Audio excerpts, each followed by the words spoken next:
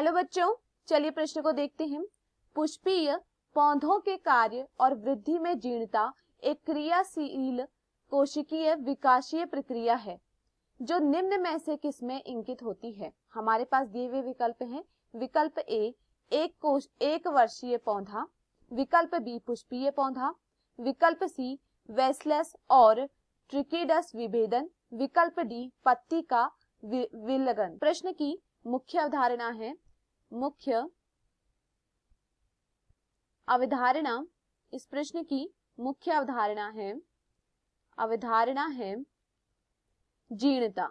इस प्रश्न की मुख्य अवधारणा है जीर्णता।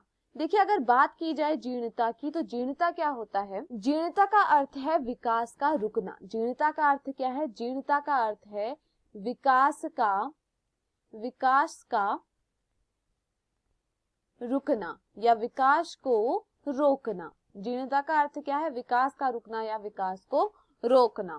और विकास को रोकता कौन है? जीर्णता को कौन करता है? वह करता है अब्सेसिक अम्ल। अब्सेसिक अम्ल के कारण क्या होता है? एब्सेसिक अम्ल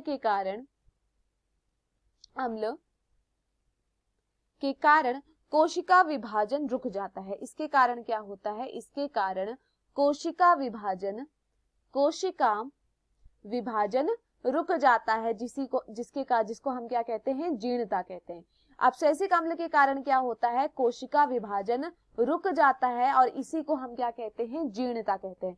विकास का रुकना, यही क्या कहलाता है? जीर्णता कहलाता है। अब देखिए, अगर जीर्णता के विषय में हम बात करें, पौधों में क्या होता है? पौधों में जीर्णता कैसे दिखाई देती है? पौधों की जो पत्ती होती है, पत्ती के रंध्र बंद हो जाते हैं। पौधों की जो पत्ती होती है, पत्ती के रंध्र क्या हो जाते हैं? जीर्णता में बंद हो जाते हैं। और जब रंध्र बंद हो जाते हैं तो इसके कारण हमें क्या देखने को मिलता है? हमें यह देखने को मिलता है कि जो वाष्पोत्सर्जन क्रिया होती है,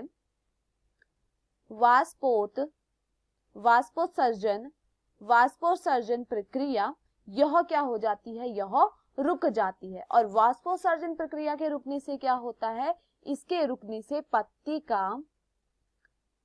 का विलगन देखने को मिलता है। पत्ती का विलगन होता है।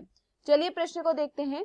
पुष्पीय पौधों की कार्य और वृद्धि में जीर्णता एक क्रियाशील कोशिकीय विकासीय प्रक्रिया है जो निम्न में से किसमें इंगित होती है?